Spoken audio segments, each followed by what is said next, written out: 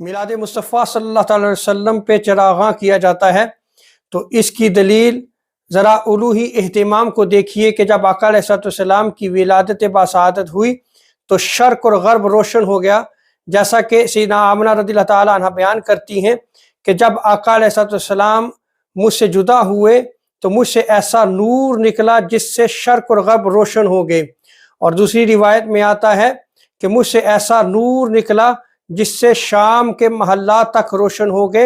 اور میں نے بصرہ میں چلنے والے اونٹوں کی گردنوں کو دیکھ لیا۔ اور اسی طرح حضرت عثمان بن ابی العاص وہ بیان کرتے ہیں کہ میری والدہ وہاں پہ موجود تھی، وہ بیان کرتی ہیں کہ ستارے آسمان سے زمین کے قریب ڈھلک آئے اور مجھے خوف ہوا کہ وہ مجھ پر گر نہ پڑے۔